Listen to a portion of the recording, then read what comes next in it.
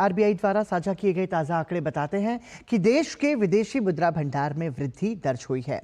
29 नवंबर तक भारत का विदेशी मुद्रा भंडार 1.51 बिलियन डॉलर से बढ़कर 658.09 बिलियन डॉलर हो गया।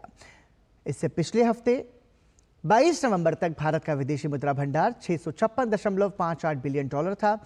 स्पेशल ड्रॉइंग राइट्स एसडीआर में 22 बिलियन डॉलर की वृद्धि हुई, जो अब कुल 18.00 बिलियन डॉलर है। और अंतर्राष्ट्रीय मुद्रा कोष में आरक्षित स्थिति भी 22 बिलियन डॉलर से बढ़कर 4.25 बिलियन डॉलर पर पहुंच गई है। वहीं देश के गोल्ड रिजर्व में 595 मिलियन डॉलर की गिरावट आई है, जिससे कुल भंडार 66.97 बिलियन डॉलर पर आ गया।